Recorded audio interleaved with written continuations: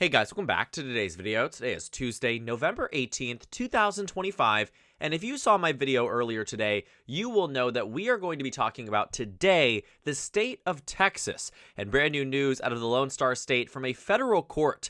A panel of 3 judges in a 2-to-1 decision have mandated that Texas's congressional map that expands additional seats for the Republican Party is to be halted and cannot be implemented for the 2026 midterm elections. This federal court panel, 3 judges, one of which was appointed by Donald Trump in 2019, Jeffrey Vincent Brown, who currently serves as a district judge in the Southern District of Texas, made this declaration alongside another judge that ultimately declared that as Republicans decided to do their congressional map, it ultimately was wrong. It violated principles outlined that were diluting votes amongst black and brown constituencies all across the state of Texas. But we're not going to get into the nitty-gritty about what this court case is actually arguing. What you need to know is that the only appeal that can be done in Texas for this is the United States Supreme Court. It does not go to a higher circuit. It does not go, to any type of other group. It does not go to the state Supreme Court. It does not go through another local judicial system. This is a three-panel decision, which means that it goes directly to the United States Supreme Court. And it makes a decision all the way up there, which the Supreme Court has about 2 weeks to make that decision as to whether or not they are going to rule in favor of the Democrats or Republicans on this case. But the reason I point out that this judge in particular was appointed by Donald Trump is largely because that in and of itself was exceptionally noteworthy, right? Donald Trump, being the president who got to appoint many of these judges, oftentimes has found that the rulings by consequence are quite positive for him and his political party. And after all, that makes a lot of sense. His White House, even in the first term, valued loyalty above everything, and they chose to make these appointments based on who they felt would be the most loyal to the President of the United States. And so it is that weaponization of political power that has oftentimes greenlit many of these decisions from Donald Trump on even the national level when it comes down to the U.S. Supreme Court, where Donald Trump has had the ability to appoint 3 out of the 6 conservative justices on the court, and chances are by the end of his term have the ability to appoint an even bigger portion, maybe 4 or 5 across the country. But getting back to this point about, what we are talking about today, the real major headline here is that as the federal court blocks this Texas case, let's talk today about the math and what the map could look like if, in fact, this ends up being upheld by the U.S. Supreme Court, or they decide not even to hear the case, suddenly, shutting it down back to the state of Texas, and meaning that there's no real change that can be made based off the court's decision. Democrats could very seriously come out on top on a war that Donald Trump and the Republicans began in the first place. It could backfire in a way that would be so massive that it would show the Republican Party that maybe, just maybe, going to try to implement this new congressional map like they did back in September when they passed the state of Texas's map. This was something that they actually wanted to go for back in July, made that announcement that Donald Trump and Greg Abbott were teaming up to draw brand new congressional boundaries, draw out an additional 5 seats for the GOP. And when you actually take a look at why this court's decision was actually made, you are going to find that it is the way in which the White House and Donald Trump made that argument to the voters in Texas and to the Texas state representatives and state senators to pass this map that is going to be what is undoing this Texas gerrymander. And it essentially says, the Supreme Court has never ruled that partisan gerrymanders are wrong or unconstitutional. It says that the Supreme Court does not have the authority to do so, and it does not believe that the U.S. Constitution prohibits it either. And whether you agree with it or not, in either case, they have found on both the Democratic and Republican sides that they are unwilling to take up partisan redistricting cases. And so I do think they'll take this case because it is one that has to do more than partisan redistricting. But what this court case decision ultimately reveals is that the Democratic Party could be diluted in the future by Texas on the basis of partisan gerrymandering, but just not on the way that they went about it this time, because it's more than partisan gerrymandering. It's a diluting of minority vote share and diluting of minority representation in Washington, D.C. But in terms of direct outcome of what the Texas courts have done here, you are finding that these 5 additional seats that the White House felt that was only the beginning of this redistricting plot across the country might not even come to reality. Every single time we've talked about Democrats and Republicans making gains or losing seats relative to what their congressional boundaries looked like a year ago, We often look at states like Texas and Missouri and North Carolina and California because right now those stand to be, in Ohio, the only states, and now Utah with the most recent court's decision, the only states that have seen brand new maps being brought about for 2026. But the big one for Republicans was not North Carolina, and it was not Missouri. It is the state of Texas. Counteracted by California, Republicans were still up on the net by roughly 1 seat. Utah gave 1 to the Democrats, 2 came for the Republicans from Missouri and North Carolina. Ohio is a bit iffy if Republicans are actually going to gain any seats there, but that's pretty much the extent of it. But without Texas as this counterfactual to the state of California, which is going to give Democrats those 5 seats regardless, there's been some conversation about whether or not Prop 50 is now invalidated. You might remember that in the early days when we talked about how Democrats were seeking to pass Prop 50 across the state originally, the language was going to include a trigger passage, meaning that if the Republicans in Texas pulled the trigger and decided to redraw their maps that California would too, obviously it was going to be done in a way that was phrased to say that, because Texas has already done their maps, California is going to do ours now, but only because of Texas. The Democrats removed that from the language. And so they set it up that in the event that Texas's map gets withdrawn, because Republicans poked the bear, the Democrats came barreling towards the Republicans in California, and there was no legal way for the GOP to overturn the California map. Trump's DOJ is trying tirelessly. They are really, really hell-bent on trying to change the map here. But the Supreme Court has been consistent, even though it is ideologically very conservative, has been very consistent in recent cases surrounding redistricting, that when it is a partisan effort to do the redraw, it is something that they will uphold every single time. But on your screen right now is the math game here, something that both parties have been very closely watching about what are the potential gains and what has already happened. Well, we know that Republicans were expecting to gain 3 to 5 seats with the new Texas redraw. Realistically, 5, given the current stature of many of these incumbent Democrats in many of these races. Chances are they were winning maybe 1 or 2 at most, but there was a very large chance they were winning 0. And so that was going to be counteracted by Republicans losing everywhere from California 1st to California 48, and so a potential Democratic gain of 3 to 5 seats. Republicans can go anywhere from 0 to 2 in Ohio. They certainly are getting 1 in Missouri. They certainly are getting 1 in North Carolina, and Democrats are certainly getting 1 in the state of Utah. And so on that potential side here, it was Texas that drove home that advantage for the GOP because it put them at a point where the gains here could have been anywhere from a minimum of 5 seats all the way up to 9.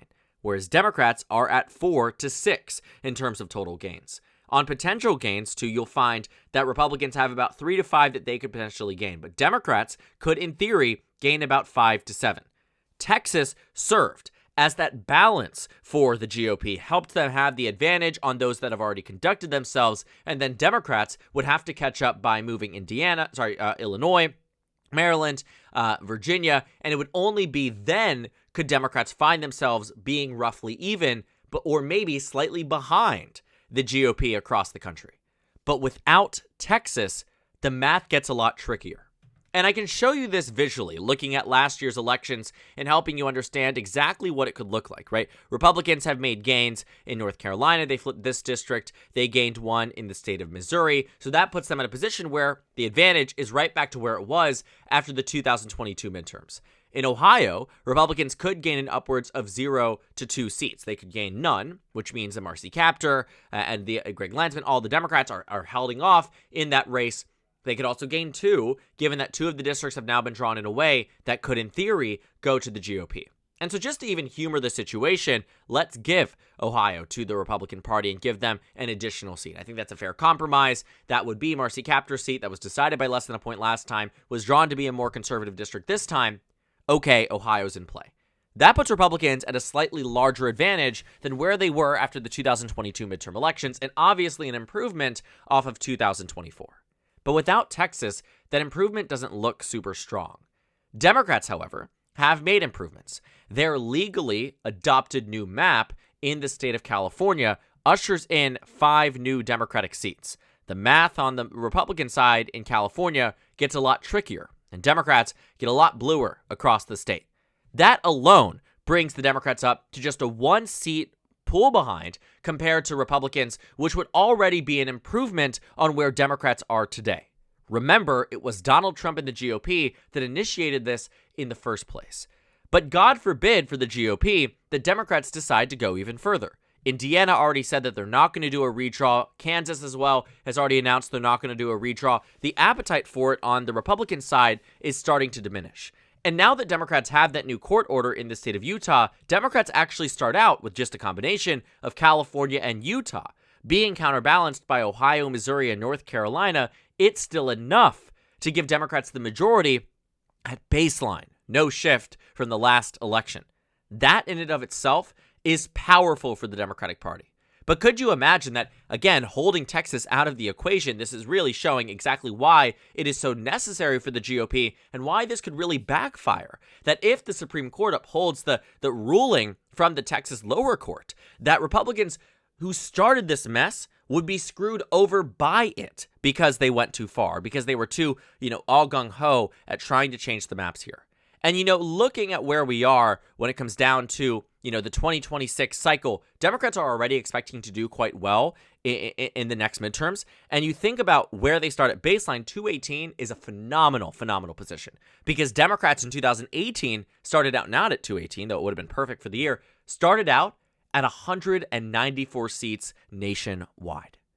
And like I said, God forbid that Virginia follows through on the Republican side and gives Democrats those additional few seats. The math here could look like this for the Democratic Party. It could really usher in them in a very strong position at 222 seats.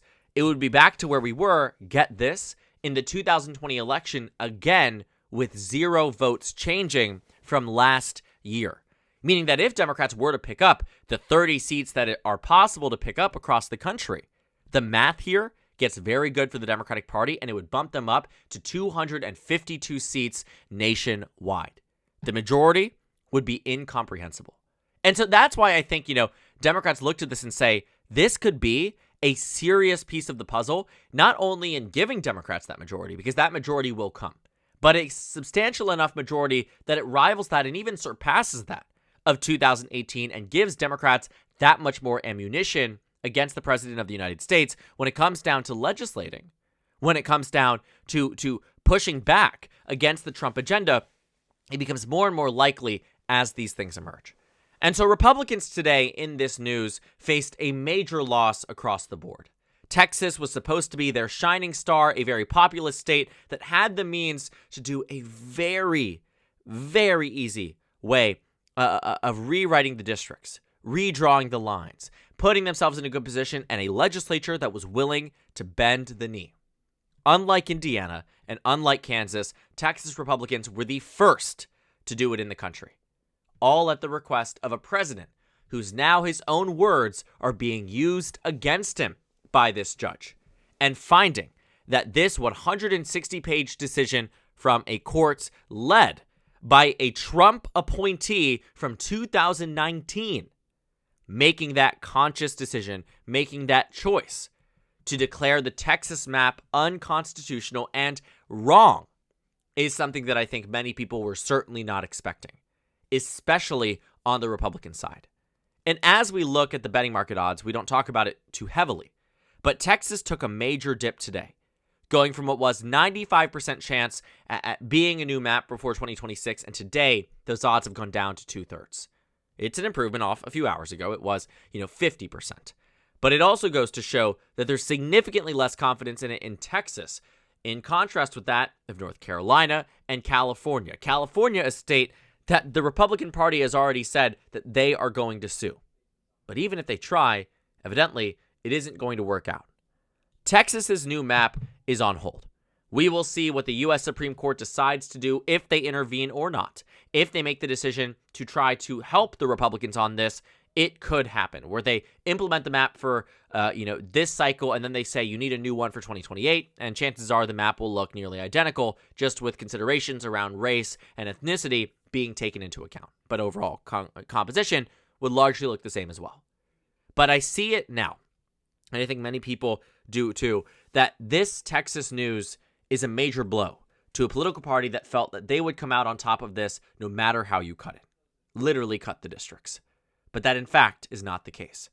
Democrats are winning race after race and are starting to do quite well in the judicial system. And it's Republicans who started this in the first place that are starting to feel the true effects of an angered Democratic base, as well as a judicial system that's not in line and not on board with many of the decisions that they make. And this new Texas news, while news to us, is certainly not something that really shocks me so far, as it is something that we've seen out of Utah and potentially soon out of Missouri. And I think we could probably see it upheld in the U.S. Supreme Court if they abide by the existence of what we see in Section 2 of the VRA. That's the real question, and that is the real piece of the puzzle. But we have time to see it, 2 weeks, in fact, in a case out of Louisiana that will help us understand exactly where the Supreme Court stands today. But as it looks right now, Texas's map is on halt, and Republicans cannot proceed with business as normal because as it stands, this Texas map, if it is to go, Democrats certainly come out on top for the 2026 midterm elections. So thank you guys so much for watching this video. Make sure to comment down suggestions below. Subscribe on the left if you haven't already, and check out the Instagram and Twitter. At the top left of the screen, there's also a Discord server for you to go ahead and join. On the screen, there's a video for you to watch, and then a playlist for my 2026 House election analysis videos. Again, thank you guys so much for watching, and I will see you all later today.